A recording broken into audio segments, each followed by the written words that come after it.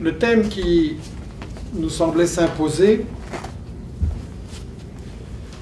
c'est pourquoi assistons-nous présentement à une multiplication de guerres, alors qu'avec la fin de la guerre froide, on nous avait promis un nouvel ordre mondial, souvenez-vous, la paix éternelle quasiment, et là on est bientôt parti pour une guerre par an. Donc, pourquoi tant de guerres? Est-ce que ça va continuer? Et qu'est-ce que nous pouvons y faire? Et là, je pense que la première chose à dire, c'est que la guerre est la fille de la crise. Et que le système qui appauvrit tellement de gens dans les pays du Sud, Amérique latine, Afrique, Asie, mais aussi de plus en plus dans le Nord, en Europe en tout cas, on ne peut pas marcher dans les grandes capitales sans voir les mendiants qui se multiplient. Dans mon pays, une personne sur 6 est en dessous du niveau du seuil de pauvreté.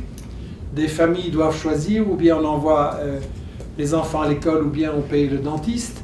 Et il y a vraiment une dégradation des conditions de vie, des conditions de travail. Et alors que les fortunes en France, en Belgique, explosent comme jamais et crèvent les plafonds chaque année, ce qui crève le plafond aussi dans mon pays, en France et en Europe en général, c'est la consommation de tranquillisants, d'antidépresseurs, les suicides, deuxième cause de mortalité chez les jeunes. Et c'est vraiment une dégradation sociale à toute allure. Et le lien avec les guerres dont on va parler dans quelques instants, il est direct.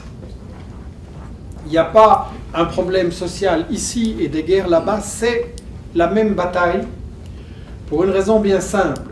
Si vous êtes un grand capitaliste du Nord, on va dire, des États-Unis ou d'Europe, comment vous prospérez? Comment vous faites fortune? La recette est simple. En faisant faire le travail par de moins en moins de gens pour le moins cher possible. C'est-à-dire que le bon capitaliste, ce n'est pas celui qui engage beaucoup de travailleurs et qui a une grosse armée, c'est celui au contraire qui parvient à en licencier un maximum et à faire le travail par moins de gens et dans des conditions de précarité et les moins chères possibles.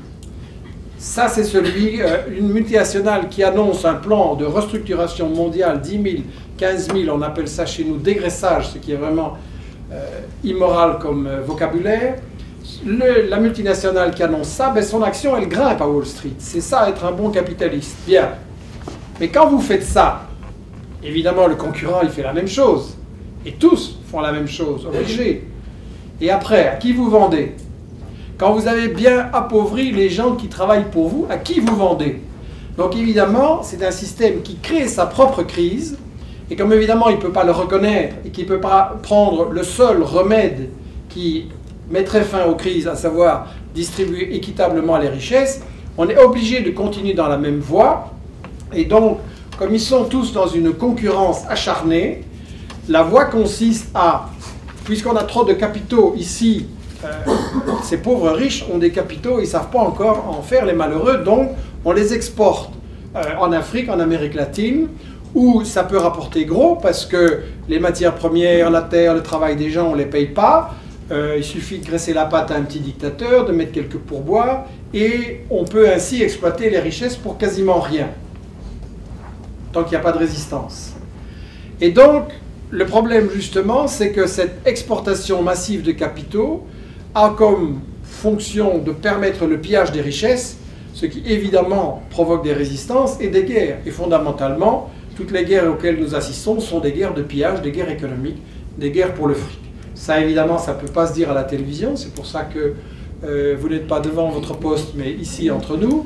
Et le problème, c'est qu'à l'opinion, on raconte autre chose, bien entendu. Pour analyser cette question d'où viennent les guerres, je vais prendre maintenant, je pense que Michel interviendra, c'est un point qu'il a beaucoup creusé aussi, et donc on a résolu ce soir de se compléter et de ne pas se répéter. Et le point sur lequel moi je vais insister, c'est la stratégie du chaos la stratégie agressive des États-Unis et de leurs alliés à l'égard du monde arabo-musulman. Ça vous a certainement frappé, la multiplication des guerres, directes ou indirectes, déclarées ou non déclarées, qui frappent des pays arabes et aussi des pays musulmans. Et la contradiction fondamentale là-dedans, c'est quoi?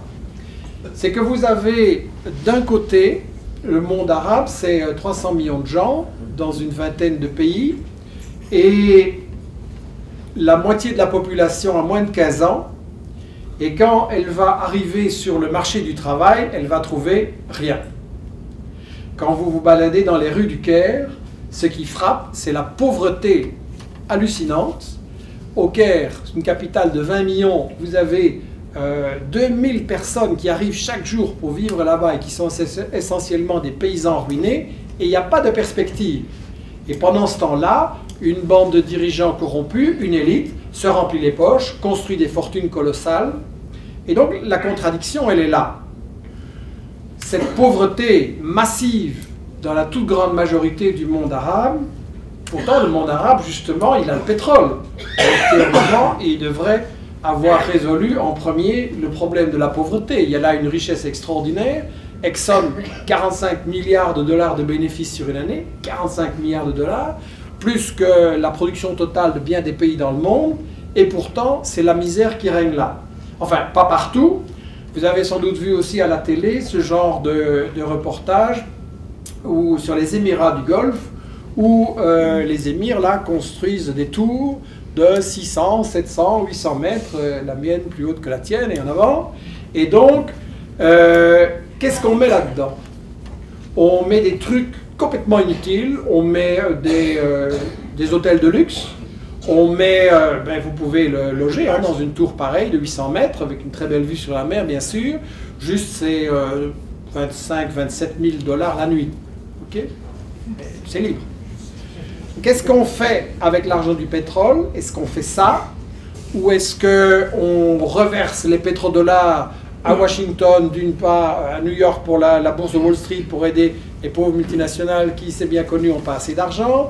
Est-ce qu'on reverse l'argent du pétrole aux États-Unis et au gouvernement pour qu'ils puissent continuer à faire des guerres? Parce que comme il est en faillite, il faut bien qu'il y ait des autres peuples qui payent les guerres qu'il fait contre ces peuples. Donc ça, c'est une manière d'utiliser l'argent du pétrole. Et à l'inverse, vous avez une toute autre manière d'utiliser l'argent du pétrole qui est celle de Chavez, qui est celle de... J'ai eu l'occasion d'analyser cette expérience qui m'a vraiment enthousiasmé. Je vous conseille d'aller voir ce pays dont on parlera d'ailleurs samedi. On abordera d'autres thèmes. Et Chavez, qu'est-ce qu'il fait avec l'argent du pétrole? C'est simple. D'abord, on récupère l'argent qui avant partait à Miami et dans les coffres-forts d'Exxon précisément et de quelques Richards de Caracas. Et on le récupère et avec ça, on donne à tout le monde l'éducation. Il n'y a plus d'analphabétisme. Tout le monde peut suivre un enseignement. Il y a des mères de famille qui retournent à l'université avec des bourses. Et il y a vraiment un enseignement, c'est prodigieux de voir les acquis. La santé. Avant Chavez, 2 Vénézuéliens sur 3 n'avaient jamais vu un médecin de leur vie et ils n'allaient jamais en voir un parce que ça coûtait trop cher. C'était réservé aux riches. Et maintenant, vous avez dans le plus petit village des Andes, dans l'Amazonie ou dans ce qu'on appelle les bidonvilles, dans les barrios, vous avez la santé gratuite, de qualité, non seulement les soins de base, mais aussi la cardio, l'ophtalmo, il y a des services de dentiste, on a des opérations pour refaire le sourire et des dents à tout le monde et la dignité, etc. On a des constructions massives de logements, on a des aides aux petites coopératives, on a des programmes de qualification au travail pour, à côté du pétrole, créer une vraie économie et un vrai avenir pour le pays. Donc voilà 2 utilisations complètement opposées du pétrole. Et si de l'argent du pétrole. Et évidemment, si on n'en parle pas, c'est parce que Chavez est un grand danger. Et Evo Morales qui fait la même chose en Bolivie avec l'argent du gaz, et tous ces dirigeants latinos qui font la même chose, c'est un très grand danger, vous vous rendez compte? Si on faisait la même chose que dans le monde arabe et en Afrique, le continent le plus riche du monde avec les peuples les plus pauvres, plus riche du monde avec les peuples les plus pauvres, si on fait la même chose, s'il y a des Chavez, 1, 2, 3, 10 Chavez dans le monde arabe et en Afrique, C'est terminé la domination des multinationales sur le monde, c'est terminé la domination des États-Unis. Donc évidemment, on ne peut pas parler de ça. Le peu que j'ai vu de votre presse télévisée ou écrite m'a fait donner l'impression, bon, ça va, je l'ai déjà vu, c'est la même chose partout dans le monde. Et c'est hallucinant de voir que ces gens ne peuvent parler que de Chavez qu'en mal. C'est vraiment une guerre médiatique hallucinante. Et jamais on ne va vous dire les choses fondamentales que je viens de dire, à savoir qu'il rend l'espoir à son peuple, il rend l'espoir aux latinos, il change les règles du jeu entre les riches et les pauvres. Donc il est dangereux ce type. Il faut absolument le diaboliser et l'abattre. On a essayé de le tuer, on a essayé de lui renverser un coup d'État. Maintenant c'est un coup d'État médiatique. Donc ça c'est la terreur des États-Unis, qu'il y ait un Chavez arabe et que les règles du pétrole changent. Pourquoi c'est tellement important la question du pétrole? Pour deux raisons. La première, les bénéfices énormes que ça procure, bien entendu. Et la deuxième, c'est une question de rivalité, de concurrence mondiale.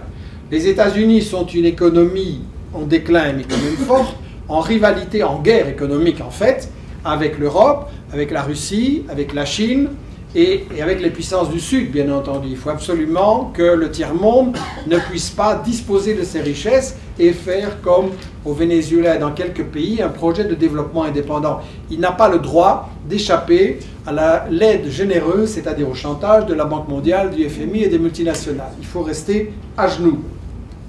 Donc deux raisons pour lesquelles les États-Unis veulent absolument garder le contrôle de la richesse du pétrole et des autres richesses. Et donc, ça explique le titre que nous avons donné à ce dernier bouquin, La stratégie du chaos, impérialisme et islam.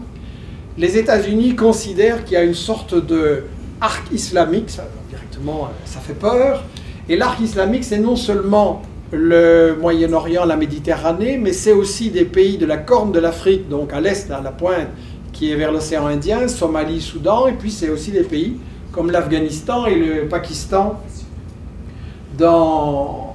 en Asie. On va en parler là tout de suite, mais d'abord deux mots sur la question du Moyen-Orient, bien entendu, qui est décisive pour contrôler les principales richesses pétrolières du monde. On a besoin de deux choses. On a besoin d'Israël, le flic du Moyen-Orient, le flic du pétrole, et donc c'est un État complètement discrédité au niveau international. Seul le veto des États-Unis le sauve de la condamnation régulièrement. Et c'est un État en faillite qui ne survit que par l'aide des États-Unis et de l'Europe. Donc on a besoin d'Israël, on a besoin de l'Égypte, on a besoin de l'Arabie Saoudite, qui sont là comme les gendarmes du Moyen-Orient, avec chacun son rôle. Alors dans le bouquin, on analyse justement le cas de l'Égypte, qui est intéressant. Personnellement, à l'école, j'avais une vision très limitée de l'Égypte, les pyramides et puis voilà, et le canal de Suez. Et ce que j'ai découvert en écoutant Mohamed Hassan, qui est un des meilleurs connaisseurs du monde arabo-musulman actuellement, c'est qu'il y avait une histoire cachée de l'Égypte extrêmement intéressante. Est-ce que vous avez déjà entendu parler de Mohamed Ali?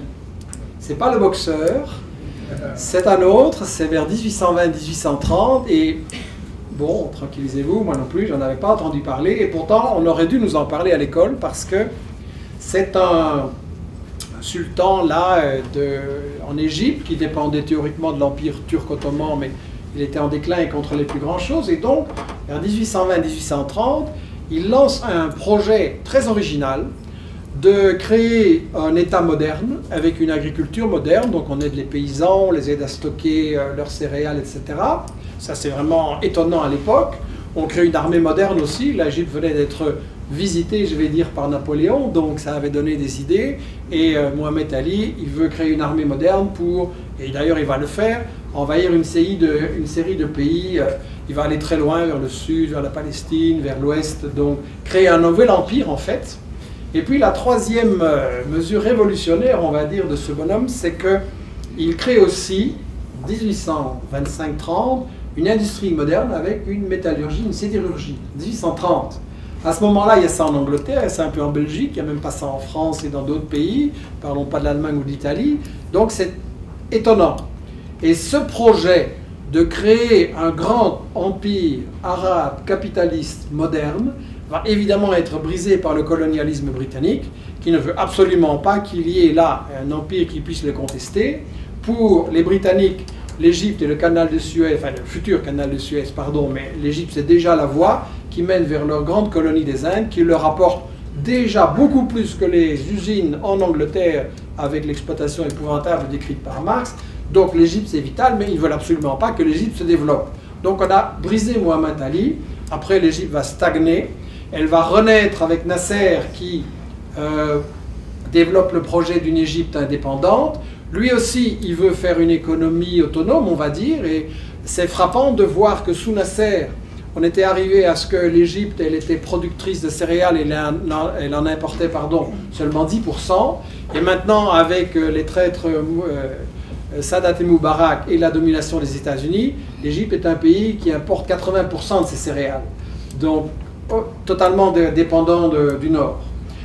On a toute l'affaire Moubarak, évidemment, c'est la question, est-ce que les États-Unis vont garder le contrôle de l'Égypte, qui est le pays stratégiquement, intellectuellement, politiquement au cœur du monde arabe, entre l'Ouest et l'Est, et qui est le pays majeur, on va dire, du monde arabe pour protéger Israël, donc des milliards de dollars d'aide militaire pour sécuriser ça, avec maintenant une stratégie, évidemment, de remplacer Moubarak. On essaye d'abord le numéro 2, puis le numéro 3, puis ça ne marche pas.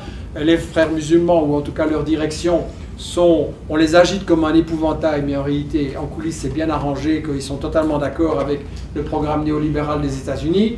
Et donc, on va essayer de duper cette révolution. Mais, comme l'explique Samir Amin dans le livre Israël, parlons-en, une révolution, en Égypte, c'est une affaire de longue durée. Il ne faut pas juger ça sur un an ou deux. C'est un phénomène qui va prendre longtemps. Et c'est pas dit que le peuple égyptien va se faire avoir. Il faut rappeler que ce qui a mis Moubarak à la porte, c'est pas quelques messages sur Facebook, bien que ce soit important, c'est les grèves des ouvriers dures, longues, qui mettaient le capitalisme, enfin le petit capitalisme égyptien à genoux. Et donc ses copains ont dit: oh Moubarak, maintenant tu dégages parce que tu nous mets en danger. Donc ça veut dire qu'ils ne vont pas se laisser renvoyer à la maison aussi facilement, même si on essaye tout pour les duper.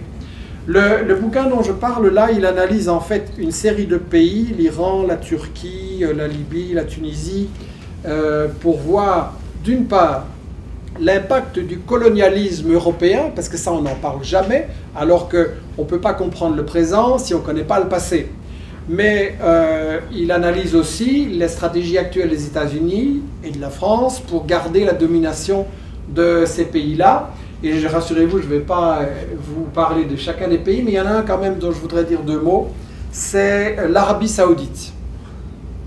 Je crois qu'on n'en parle pas du tout de ce pays, et c'est vraiment dommage. Je ne sais pas si ici, dans vos médias, vous avez de grandes campagnes sur le thème « Il faut mettre fin au régime intolérable de l'Arabie Saoudite ». Chez nous, en tout cas, il n'y a pas ça. Et pourtant, il y aurait vraiment, à mon avis, des justifications pour lancer des campagnes médiatiques comme ça. L'Arabie Saoudite, si vous êtes une femme et que vous prenez le volant, en prison. Si vous êtes une femme et que vous allez à l'hôpital sans votre mari, en prison aussi. Il y a quelques années, un pensionnat de jeunes filles prend feu et la direction décide que les jeunes filles n'ont pas le droit de sortir parce que c'est la nuit, elles ne sont pas voilées, les pompiers sont des hommes, donc il y aura 15 jeunes filles qui vont périr à cause de ça.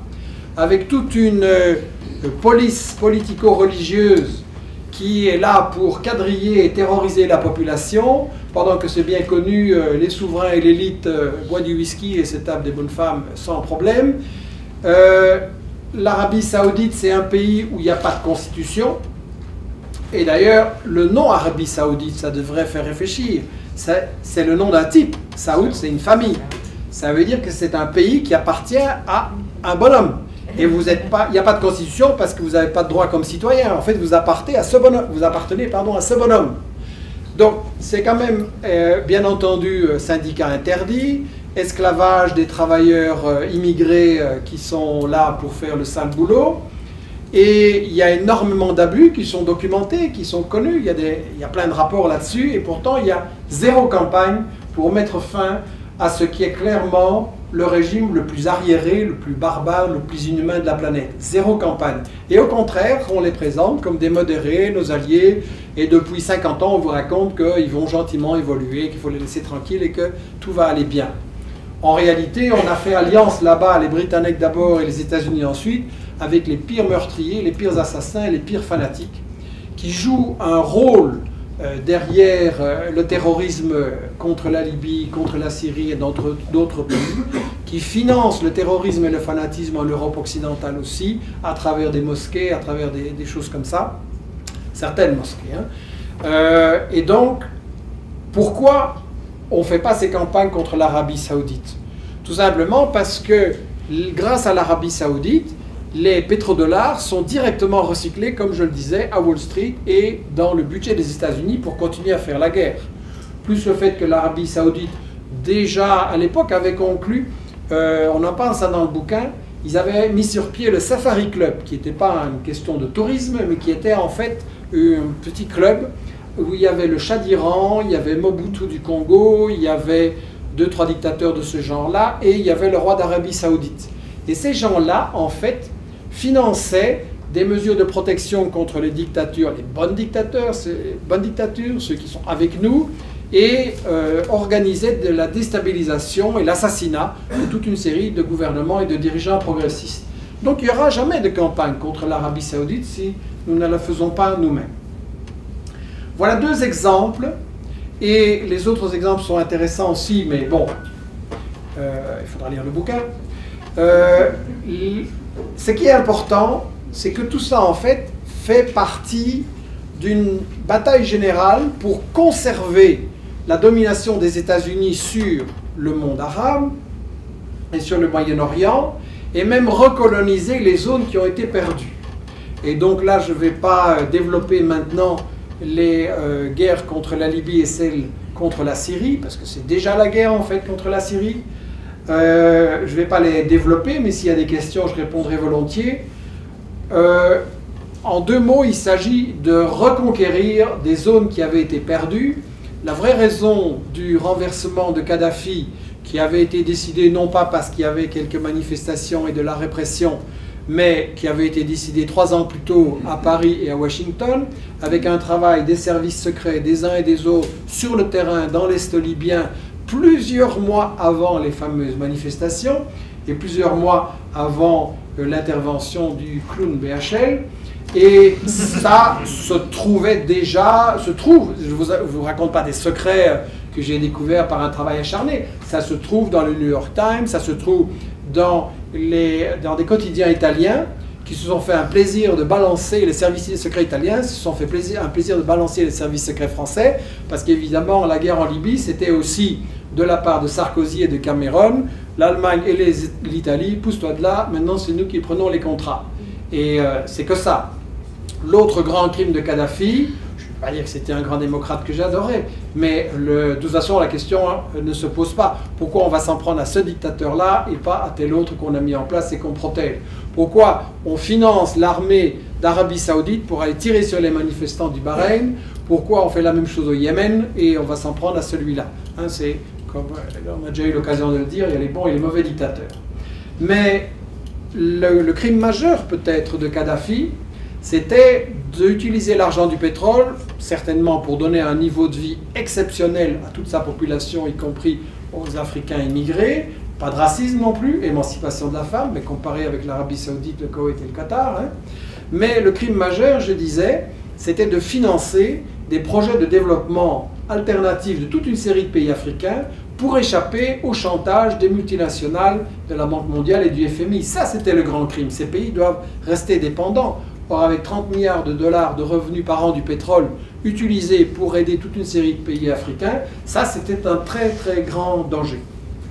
Je ne vais pas tellement développer la Syrie maintenant, on peut en parler, mais c'est clairement aussi éliminer les résistances à Israël. Et quand on aura, si on y arrive à renverser la Syrie, ben, le tour viendra du Liban, de la résistance palestinienne, et après c'est l'Iran.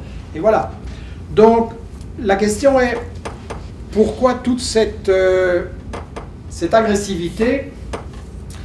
Et en fait, la raison fondamentale dont je n'ai pas encore parlé, c'est la Chine. C'est-à-dire que tout ça, c'est une guerre globale contre la Chine.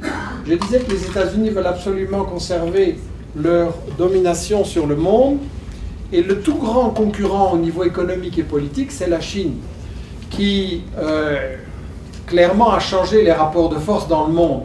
On ne va pas maintenant ouvrir la discussion sur ce qu'on pense de la politique qui est menée là-bas. De toute façon, pour les États-Unis, ça ne change pas grand-chose. Que la Chine soit socialiste ou à moitié socialiste ou qu'elle devienne capitaliste, c'est un rival et donc il doit être mis à genoux ou éliminé.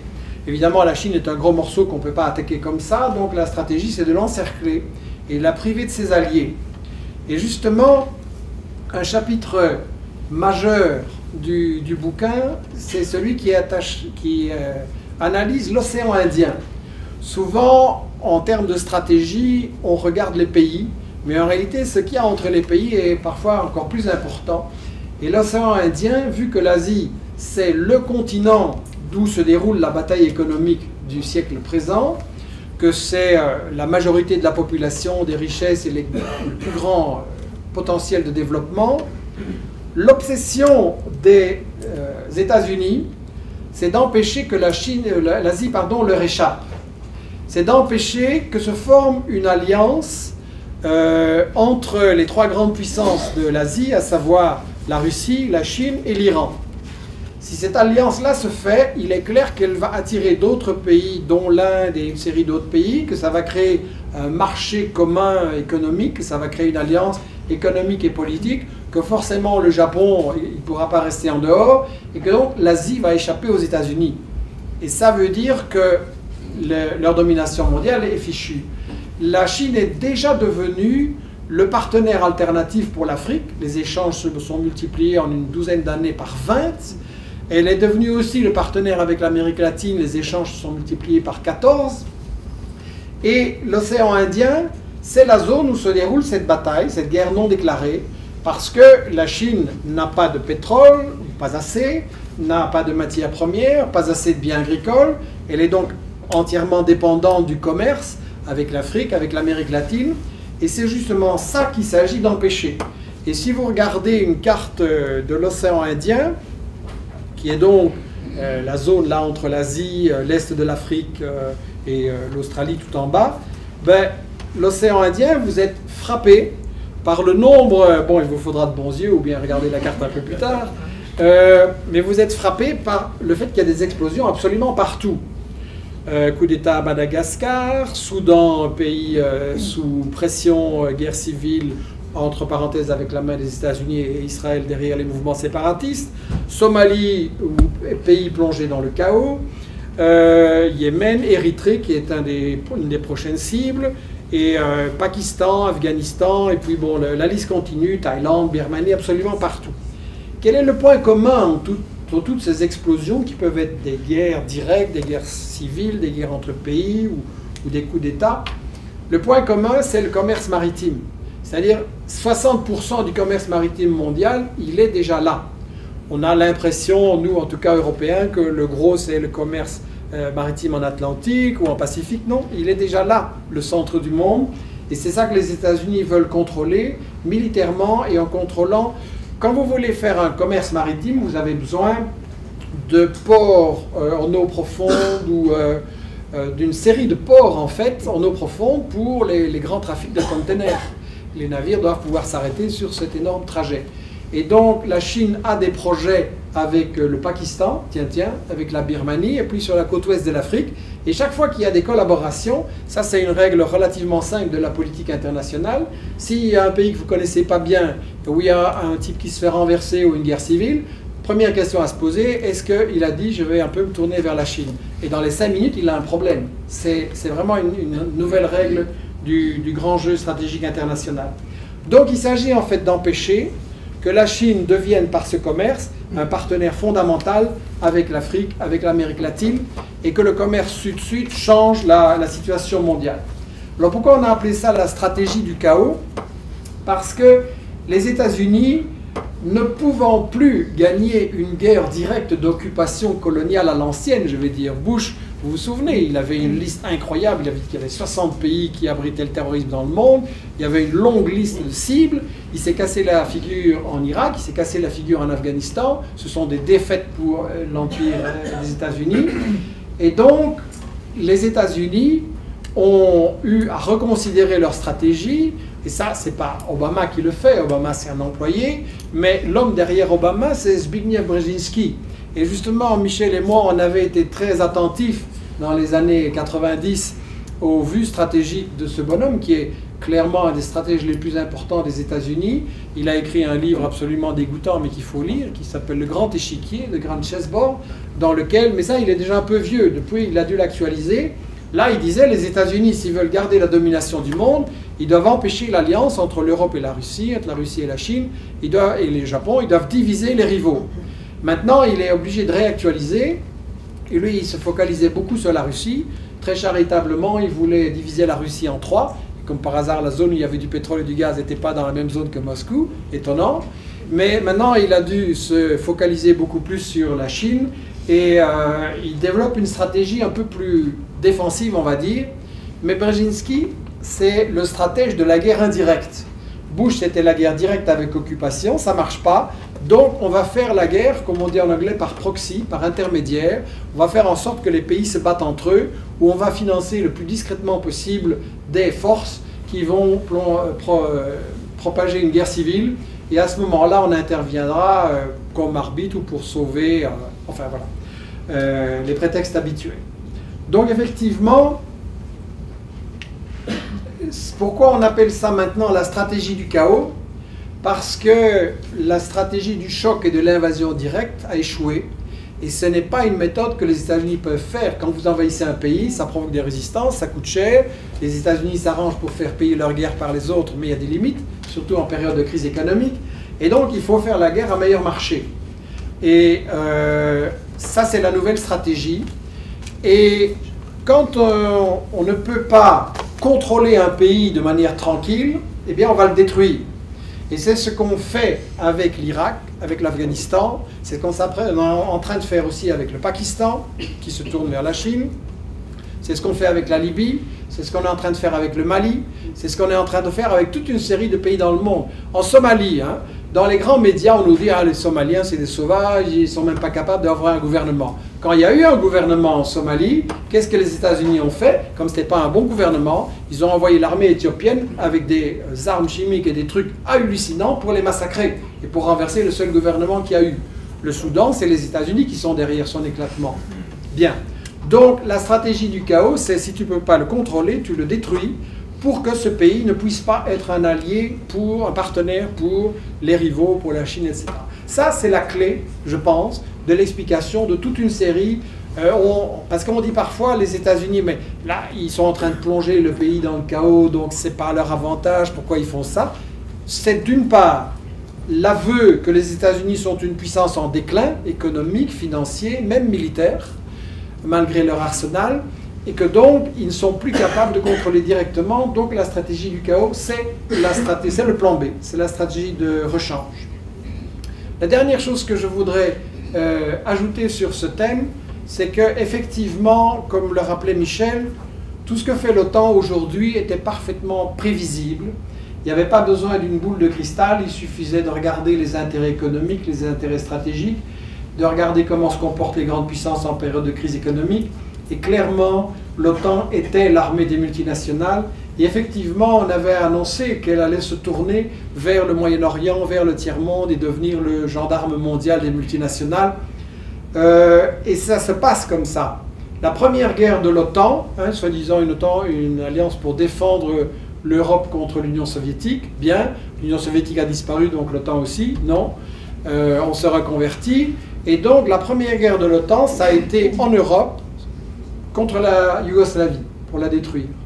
La deuxième guerre de l'OTAN, ça a été sur le continent asiatique, Afghanistan, et c'est en fait une guerre contre la Chine essentiellement. La troisième guerre de l'OTAN, c'est en Libye, continent africain. Ça fait donc déjà 3 continents. Ils ont fait des manœuvres au large du Venezuela, mais là c'est un morceau un peu plus dur, donc on n'a pas été plus loin.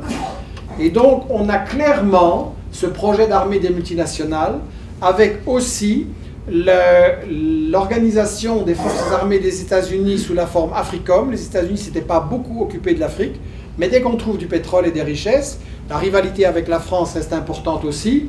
On voit les États-Unis qui lancent AFRICOM et qui essayent de quadriller le continent africain, et il est clair qu'on va avoir d'autres interventions. L'Érythrée dans le collimateur, le Mali, la Côte d'Ivoire, on a déjà réglé son compte, l'Algérie aussi est dans le collimateur, et donc il faut voir que c'est vraiment une phase de recolonisation générale. La dernière idée que je voudrais ajouter, c'est que cette guerre-là qui est menée contre des pays du Sud, j'ai parlé de l'Afrique, du monde arabe, de l'Amérique latine, de l'Asie, c'est aussi une guerre contre nous, gens du Nord. Et là, c'est un point important parce que quand on parle de ces choses autour de nous, c'est pas toujours facile. Et on entend souvent les gens dire oui, mais enfin ça, c'est quand même un peu lointain, c'est compliqué à comprendre, et puis de toute façon on ne peut rien y changer. Et nous avons déjà assez de problèmes ici dans les pays avec la pauvreté et tout ça. Donc occupons-nous d'abord de nous, et voilà. Et ça, effectivement, c'est un danger parce que ça veut dire qu'on a des opinions publiques qui laissent faire les puissances de l'OTAN et qui laissent faire des guerres épouvantables. Et je crois qu'on a un effort de réflexion à faire sur la manière dont on amène ces thèmes à monsieur et madame tout le monde. Et je pense qu'il y a moyen de le faire et qu'il est indispensable de le faire. Je pense qu'il faut absolument avoir un axe de travail, chacun autour de soi, au travail, à l'école, dans les quartiers, dans les associations, etc. Il faut vraiment avoir un axe d'explication très simple sur, mais quand les multinationales font une guerre pour contrôler les richesses en Afrique, dans le monde arabe, qu'est-ce que ça a comme conséquence? Et que les gens sont de plus en plus pauvres, qu'on les empêche de se développer, qu'ils n'auront pas de travail pour nourrir leurs enfants. Donc qu'est-ce qui va se passer? Ils vont venir ici. Et évidemment, on va traiter les immigrés de profiteurs. Et on va en chasser une partie. Mais le patronat en fait venir une grande partie, je ne sais pas dans quel secteur ça se passe ici, mais chez nous, dans la construction, dans les vergers, dans les vignobles, dans la confection, dans toute une série de secteurs, ce sont des gens immigrés dans des conditions de quasi-esclavage. Parfois on confisque leur passeport, ils n'ont aucun droit, ils n'ont évidemment aucun syndicat, et donc là on a une main-d'œuvre. Vous savez, on vous parle du miracle allemand, l'économie allemande se porte bien, mais leur secret, il est scandaleux. Hein. C'est Balzac qui disait, derrière chaque grande fortune se cache un crime. Le secret, il est très simple. En Allemagne, maintenant, vous avez des gens qui travaillent pour 6 $ de l'heure. Ça, c'est un système généralisé. Et vous avez même des chômeurs qui travaillent pour 1 euro de l'heure, donc 1,2, 1,3. Et ça, c'est le système de la dégradation. Je veux dire, ça se passe dans toute l'Europe.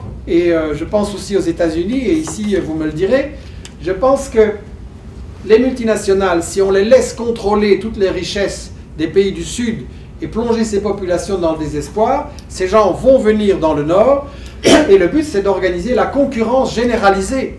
Donc on doit pouvoir dire aux travailleurs d'ici, ben, c'est une guerre contre toi. On fait l'argent. On fait la guerre, pardon, avec ton argent, parce que les bombes, c'est nous qui les payons, et après, c'est quand même une guerre contre toi. Donc je pense que c'est vraiment un point fondamental qu'on doit pouvoir expliquer. Et évidemment, toutes ces choses-là, comme on ne va pas les dire à la télévision, et même qu'on va raconter le contraire, je me suis amusé depuis 3 jours, amusé à regarder un peu votre grande presse, qui n'a de particulier que son format, mais sinon c'est la même répétition qu'ailleurs. Et c'est hallucinant de voir cette fabrication de mensonges systématiques pour manipuler l'opinion. Mais bon, quand on m'a expliqué qui sont vos grands patrons de presse et leurs amis, quand on m'a expliqué chez qui Sarkozy est allé se réfugier pour échapper aux perquisitions, les choses sont claires. Donc,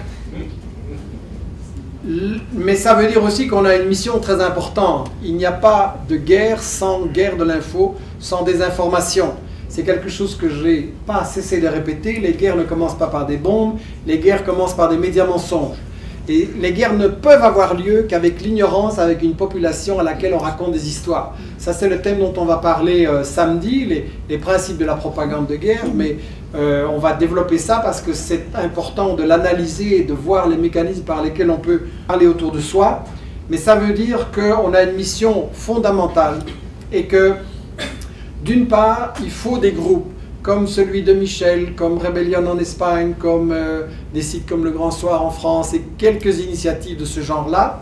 Il faut des groupes qui, je ne sais pas pour Michel, il me dira, mais en tout cas pour nous, le grand problème, c'est pas qu'on n'a pas d'idées, qu'on n'a pas de projet, qu'on n'a pas de gens qui veulent nous aider. Le problème, c'est ça. C'est-à-dire qu'évidemment, avec ce qu'on raconte, on n'a pas de subvention, on n'a pas, et on ne veut pas de publicité. Et donc, comme il faut bien faire un travail sérieux, il faut coordonner tous les efforts de bénévoles, on fait donc un site. Alors oui, ça justement, je vais demander si quelqu'un veut bien prendre ceci. On fait un site avec une newsletter hebdomadaire. Et si vous voulez recevoir la newsletter gratuitement, vous inscrivez votre adresse mail en majuscule, j'insiste, pour éviter les erreurs. Vous recevrez donc les informations qu'on donne, nos articles, ceux des gens avec qui on est en réseau dans le monde. C'est en français, en anglais, en espagnol, mais surtout en français. Ça vous permettra aussi de nous envoyer vos remarques, vos contributions, vos propositions, vos articles, etc. Ça, c'est important. Et évidemment, quand je disais le problème, il est économique, c'est que pour financer ça, et le jeune journaliste et la réalisatrice qui travaillent avec moi, ce qui nous permet de survivre, c'est la vente des livres et des DVD, des films qu'on réalise. Donc ça, c'est très important pour nous. Le problème, c'est qu'en avion, je n'ai pas pu apporter beaucoup, mais vous pouvez prendre les commandes, on les envoie, et pour nous, c'est vraiment important. L'info gratuite, elle a un prix, et le prix, c'est votre soutien, et donc ça, je ne vais pas tourner autour du pot, on en a absolument besoin. On va aussi lancer en septembre une campagne pour avoir des soutiens, pour avoir des gens qui nous versent une petite contribution chaque mois pour nous aider à développer, parce qu'on a, ce qui est très frustrant, c'est qu'on a des bouquins en préparation, on a un film en préparation sur les causes de la pauvreté en Afrique, on a plein de choses qu'on veut faire et faute de moyens, on n'arrive pas à les réaliser. Je ne sais pas si du côté de Michel ça va beaucoup mieux, ça on va en parler, mais les médias alternatifs en général dans le monde, c'est le problème qu'ils ont. Et de toute façon, il faut bien se dire que les médias alternatifs, c'est des petites équipes qui ne pourront pas faire des miracles jamais, et que le rôle fondamental dans la bataille de l'information, c'est vous. C'est vous parce qu'il n'y a que vous qui pouvez apporter ça aux non-convaincus. Je veux dire, on est ici entre gens qui sont déjà, à mon avis, un peu d'accord en général, mais l'important, c'est le travail que nous pouvons faire plus largement auprès des non-convaincus. Et ça, il n'y a que vous qui pouvez le faire. C'est pas Michel, c'est pas moi, c'est pas Chomsky, c'est pas Ramadan qui vont pouvoir aller discuter au travail, dans les écoles. C'est que vous. Et ça, c'est vraiment fondamental. Je pense que si on se rend compte que toutes les guerres sont précédées, accompagnées d'une guerre de médias mensonges, ça veut dire que si nous voulons mettre fin à ça, mettre fin à cette avalanche de guerres, d'agressions et de misère et de souffrance que cela entraîne, si nous voulons que l'humanité puisse mettre fin à la pauvreté, à l'analphabétisme, au manque d'eau potable, au manque de soins d'éducation, etc., il faut absolument qu'on arrête les guerres, qu'on arrête les agressions de toutes les formes et qu'on laisse le libre choix au peuple de déterminer leur avenir comme ils l'entendent et de disposer de leurs richesses. Ça veut dire que pour mettre fin aux guerres, il faut absolument appliquer cette idée que je répéterai toujours. Nous sommes tous des journalistes. Je vous remercie.